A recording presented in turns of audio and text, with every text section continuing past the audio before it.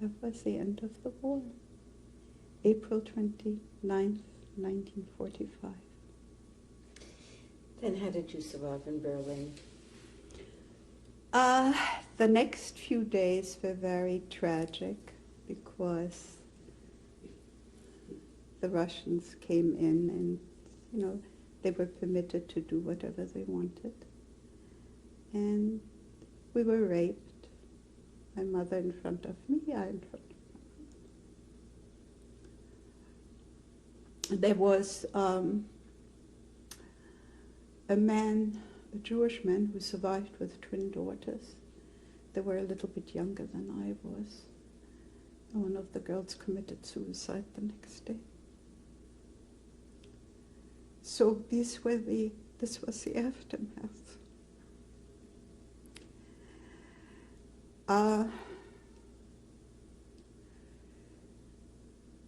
Who's in this picture? Okay. This is my father, Berthold Groß, my mother, Anna, my sister to the left, my oldest sister, Hedda, and my mother is holding her newborn, Inge. And this is 1924, and this is in Breslau. Who is this? This again is a picture of myself, Ursula Renate Groß, in Berlin in 1946. This was the first picture taken of me after the war.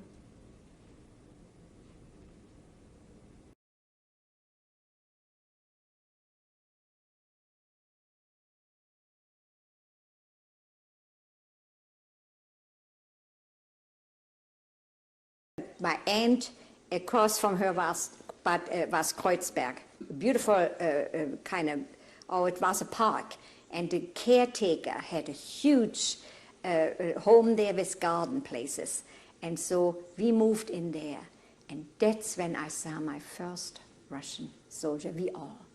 The little Mongolian, even we had May with their fur caps down, okay? And then they came downstairs to the basement, putting this cardboard on the table, telling the people in Berlin, Väterchen Stalin gave his troops the right to rape, to steal, to kill, to do whatever they want to do. And believe me, they did. They came every night into our basement, to all the basements. They just took their boots, and we were all bedded down. All the men in the front, the woman in the back. By then I was in my 9 months pregnancy, also close to having my child. And they kicked with the boot, Frau komm. That's the only German word maybe they knew, Frau komm. And then the person had to get up, the woman, and they didn't take her outside the basement. They put her against the wall, and they stood in line with their machine gun pointing at us and raped the woman. And they were not 18 years or 19 or nobody looked good. I mean, you didn't want to look good. There was a lady, she was in her 60s, and I thought that was old at that time. She had a husband in the basement with her. And I don't know why, that poor woman was almost taken every night. And one night her husband was just so frustrated, he got up and thrust forward and kept saying, no, no, please, no. And what they did, they turned around, shot him, raped her, and after they finished raping her, shot her. And we were not allowed to take these bodies out of the basement for the whole night. We had to leave the bodies in the basement. And then the next day, some official came down, and then we were taken out. And then our old man told us when they took the bodies out, there were a heap of bodies and that thing.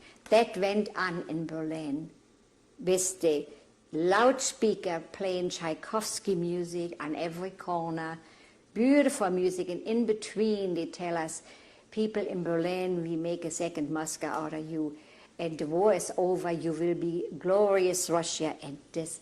And we had women and young children, our young teenagers, jumping literally off bridges, off everything, just to kill themselves because they didn't want to be raped. And this is what I don't think ever in my life will forget. My mother, it isn't just that it happened to us or to me. I was so far advanced with my pregnancy. The humiliation that I was even pushed against the wall, even though He was drunk as anyway. They couldn't do anything with me. And I had the gall, I spat at him. But I'm so little and they were so tall, he didn't even know it. But my sister had already her 6-month-old child, so she took the safety needle from that dirty diaper what she had on and started poking her daughter in her little behind, so she would scream and scream and scream. And that maybe saved me, that they finally decided to leave and scan out of there. These are things what maybe are not said. And then came that moment, after all this happened, after we finally were allowed to leave the basement, which was another 2 weeks at least.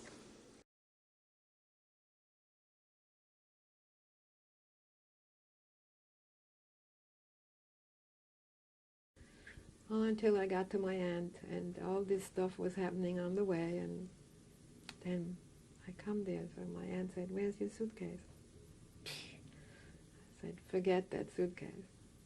It's too heavy." And what happened next? Then I stayed with my aunt, and within the next day or 2 or 3, whatever, the Russians were coming and the soldiers were coming, and they came to they wanted to take the watches and, alarm clocks they were scared of. They were shooting at alarm clock. They never saw one, some of them, and I don't know, they lived in the country or something. They were having watches all the way up their wrist. And as I stayed with my aunt, it was hard. We had no food to eat, and I walk away, and I tried to go for a walk during the day, and then there was one of the big buildings, the government building was still standing, and a Russian soldier that spoke German, and he said, "They got coffee downstairs."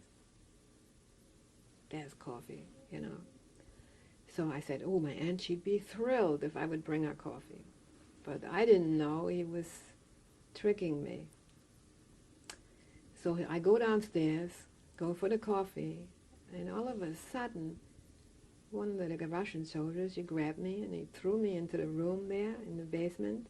They had a mattress laying there, and he raped me. Then, all of a sudden, I said to myself, I felt like this guy put his arms around me, and it felt good. God, I didn't even realize what he was doing to me, and I said, that felt good, and I said, this guy, he really likes me. And all of a sudden, another guy came. He went out, another guy came in. He was doing the same thing to me. And I say, wow, I don't know, this doesn't sound so good. Where's the other guy from before? So I fought with this guy. I kicked him, and I threw him in the corner of the room. And I walked out, and I see a whole line out there. There must have been 15 guys standing there waiting to go next. I ran out the other way where I came in, and I go out of the building. I'm sitting there on the stoop without my underwear. I'm sitting there. And I say, wow. I said, there is something wrong here. And I wasn't going to tell my aunt about it, what happened, and I had no coffee, and that's it. How old were you when this happened? 15.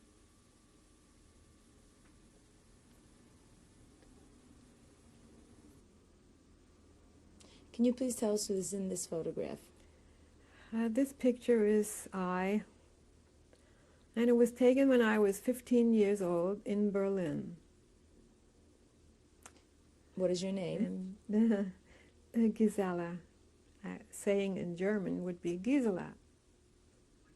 What year was this? And when was I 15? 44.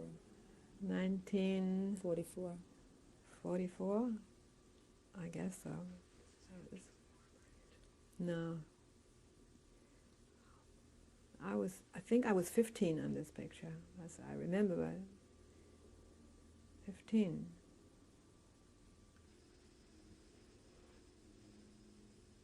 Can you tell who's in this photograph, please? This was when I came to this country in 1947. I must have been here like just about 3 months or so.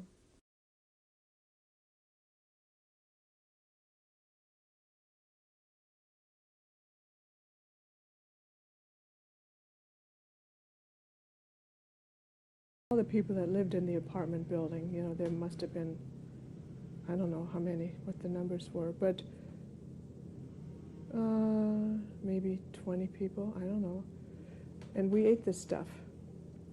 And my mother cut my hair off into a boy cut. I was real tall and skinny, and at that time, because we heard the Russians were going to rape all the women. And that saved me, and maybe, I don't know. Everyone was raped, all the women. When the Russian troops came in, they sent the worst bunch of soldiers initially into the city to rape and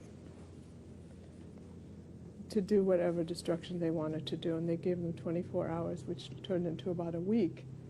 And my mother was raped in front of us.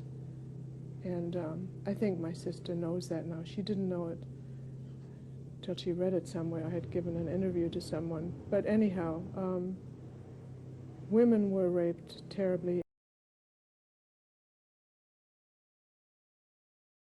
And then he believed us. And then he told me that he said, you know, the troops who are coming, we are the fighting troops. We are just on our way through Berlin because there's still SS fighting in the outside, the outskirts of Berlin. We are after them, you know. We are still fighting.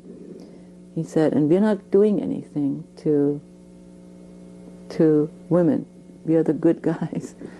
And you know, not only that, but when the first what do you call it, Panzer, the tanks, when the first Russian tanks came through our street. The Russian soldiers threw bread down, they threw food down to us, not just to us as, you know, to a whole Berlin population, and they were very good with the children, but they were on their way through. And he said, but watch out for the occupation troops. The soldiers are coming after us, were given permission by Stalin himself to do anything they want to anyone at any time for 24 hours. Because it lasted longer than that. So when they came, you know, again, the paradox, I never had to hide from the Nazis. I had to hide from the Russians. They came to our apartment asking for a Frau, and drunk most of the time. 3 times. The first time the Russians came, the occupation troops, they asked everyone in the house to gather downstairs in somebody's living room. So we did. And if you read the book, that happened all over Berlin. It was like a secret agreement. I don't know, people's instincts are so, you know, in moments like that. We all somehow took the same, you know, we made ourselves ugly. We put kerchiefs over our faces to hide, because it was difficult to hide, you know. Some women even put charcoal on their faces or dirt, and I was hiding. I don't remember what else I did. I just put my kerchief covered as much of my face as possible. And I remember I was hiding in a corner.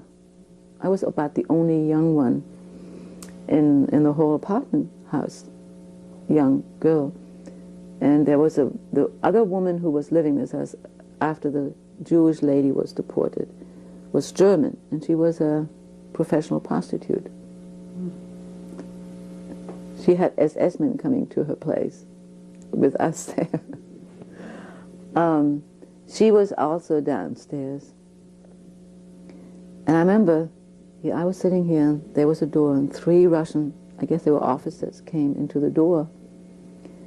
And they looked around, and I knew that my last hour had come. If I had escaped so far, something is going to happen. They came, you know, they looked through the room. They came straight towards me, all 3 of them. And I can't remember, Lydia was her name, comes to me. Lydia saw them coming towards me, and she came straight across the room, stood in front of the 3 Russian soldiers, officers, and says, "Come." She took all 3 of them with her. So I had another rescuer, a German rescuer. And then after that, they came to our apartment twice. And at one point, you know, I'll never know for sure to this day, they came and asked for Frau, and I wore my yellow star for the Russians. They came and I said, "We are Jews." You know, by that time we had learned the Russian word for Jew. And the soldier who was drunk, he said, "Me too, come." and my mother wouldn't let him. No, she said, "No, no." And she went with him, and he took her to the back, where the bedroom was. He took her to the back, and I thought of my poor mother.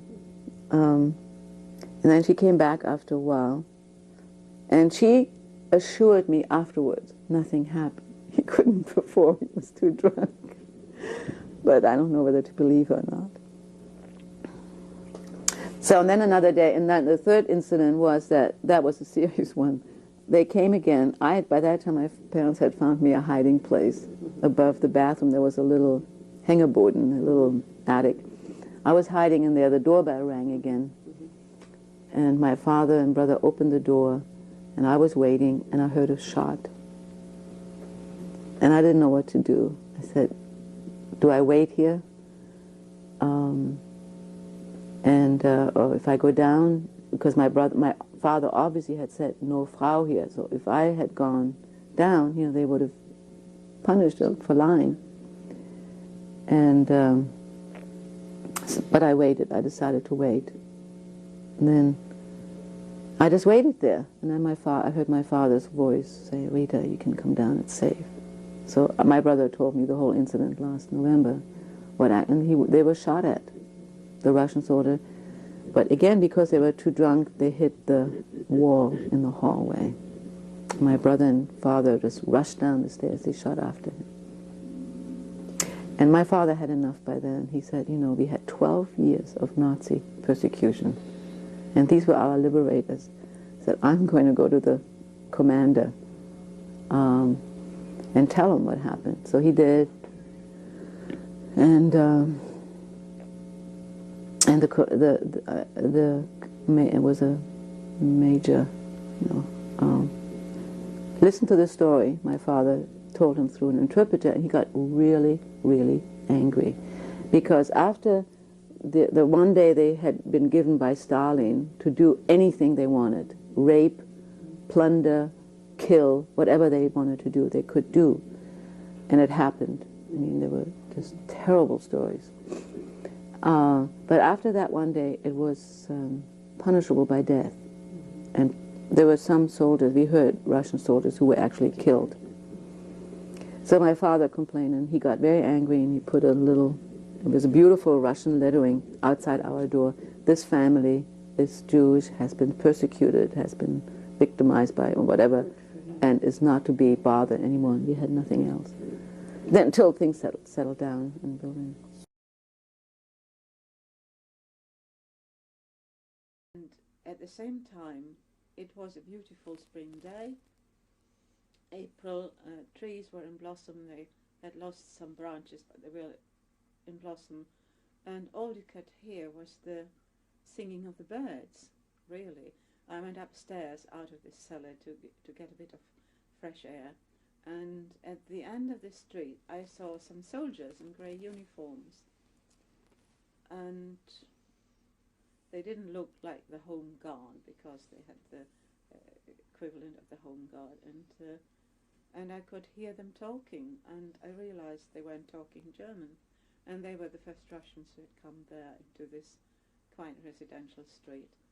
And they saw me and followed me and came in, and they were very large soldiers from Mongolia, because I could see their faces with good grey coats and with a red star on their berets. And one of them looked around and said in broken German, why don't you go out in the spring air? The war is over, the Russian army has come to liberate you. In broken German, but quite right. Looked around to see if there are any men. The men were there, were old, and there was one soldier who had lost both his legs. And he asked him, where did you lose your legs? And he said in France. We found later if he'd said in Russia, he'd probably been killed, shot. Well, and then they left. So we sat there, nobody said anything. Again, it was quiet, there was no radio, no news, nothing, except the singing of the birds. And then, and of course, in the evening, the Russian soldiers came back, and we realized that they had made marks on the door to show how many women there were. But first they stood there in the dark, these big soldiers, and we were sitting there. And they looked around and they took our watches and our whatever we had and our rings of our fingers. And then they looked at me and stood me up against the wall and were obviously going to shoot me. One of them was motioning to another one who cocked his rifle in that place, not even a pistol. And then all of a sudden a little voice piped up. And it was an old lady whom I had met sometimes on the stairs. One of these old ladies, she had a black ribbon around her neck and her white hair piled up on her head. And nobody knew anything about her. And she all of a sudden piped up and talked to these soldiers in fluent Russian and said what I learned that later on, why do you want to kill this young girl? And said she is a sniper, she's wearing slacks, she's wearing trousers. And she said, well, she has no other clothes. And she saved my life. And she said, well, okay then, so we won't shoot her. But I mean, it was very, very courageous because to the Russian soldiers, she was a traitor because she was a white Russian, you see. And to speak up for me, she was really risking her own life. I never forgotten her that. She didn't have to do that. She was willing to give her own life to save mine. And all I could was to say thank you and give her a piece of black bread. But that was pretty good. And then, then they left and they shortly came back. The same soldiers, the second bunch who were not the elite group anymore. And they took me outside into the staircase and said, who are you? And I was trying to explain to them that I was Jewish and I'd been their friend, and one of them said, oh well, if you're Jewish, you're our special friend then, aren't you? Well, they raped me, quite a few of them. One would be busy and the other one would be standing half a staircase downstairs, and at the end they gave me back my bracelets that they had stolen from me and said, here, that's your pay. And I was pretty unhappy. I also worried about being diseased, and went out into the courtyard where I had buried a little gun I'd had, and I was about to shoot me, and then this young German soldier who had lost both his feet, he came out and said, well, don't shoot yourself. He said, you survived until now. He didn't know what was the matter. He didn't know who I was. He said, all they've had was your body. They haven't had you. If you want to, I'll marry you tomorrow. I said, no, I don't think that's a good idea. But anyhow, as you can see, I didn't shoot myself. And there was another young girl. She was only 12 or 13, and like many teenagers, wanted to look older, but her father was the caretaker of the flats, and he was Polish, and the mother was German, I think, and they made her put her hair in pigtails and things. I tried to look older by putting bit of dirt on my face and putting a scarf around my head, but they just pushed someone's sleeve up, and I mean the arm tells you whether someone is old or not. So that didn't help much, but it helped with this girl. And I remember one, or that same afternoon or the next afternoon, we were in this Polish caretaker's kitchen for some reason. Maybe he had a piece of bread or something, and Russians came stamping up the stairs, and we were put into a large closet, his wife, his daughter, and myself, in a large closet in the kitchen. It was sort of like a walk-in larder, and we stood there while he talked to these Russians in Russian, because many Poles speak Russian. Languages are related, as you know. And so we stood there for hours while he had to drink vodka with the Russian soldiers. And these two, they just took hold of my arms very tightly, and nothing happened then. But it did later on. And of course, I mean, the Russians, I can excuse it. They were in an enemy capital, and their country had suffered very badly. But I mean, they took all the women they wanted. They took all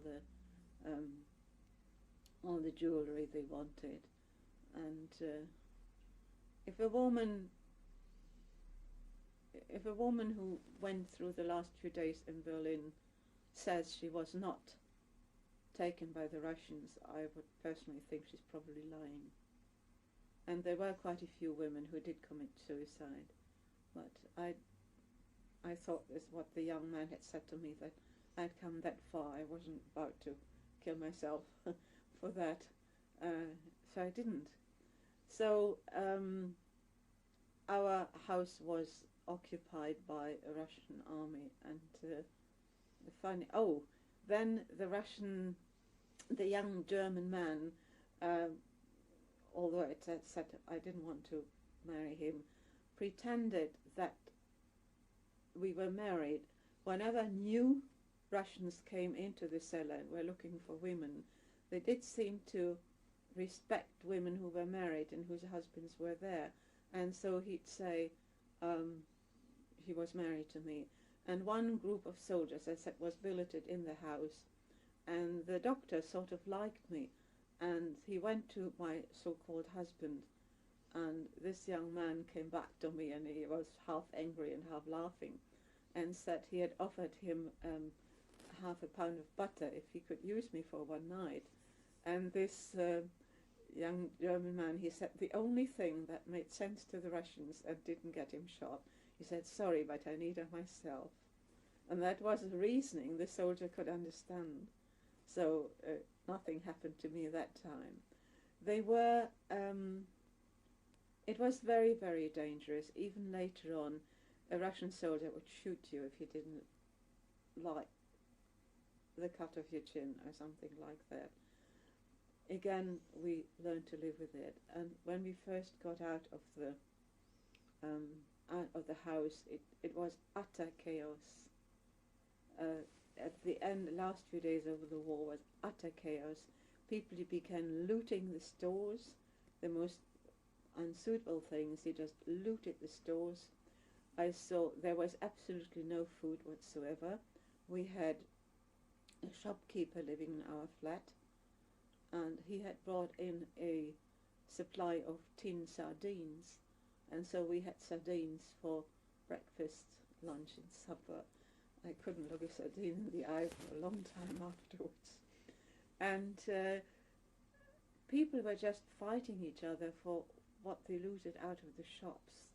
And the terrible thing is, among other dead bodies, I saw a dead horse which had in fact bloated with gases, and I saw German women with knives cut the meat off it so they could feed their family. How they didn't die of it, I don't know. But that's what they did. They cut up this dead horse, which was not recently dead either, to have food.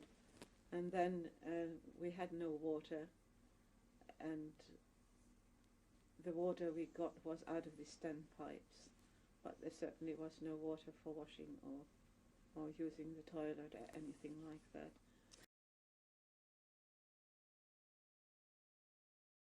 The Russians came in, it was in East Berlin, and that's where the Russians came in first. We stayed in the bunker and underneath the house, and then the Russians came in, and then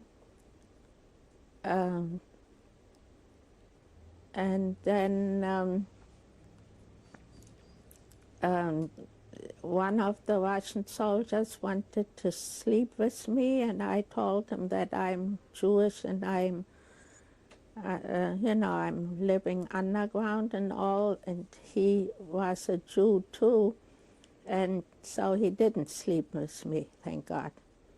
And he just gave me some of his portions from what to eat.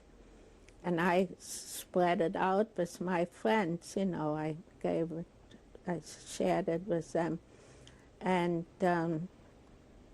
but I've seen plenty what the soldiers did with all kinds of women.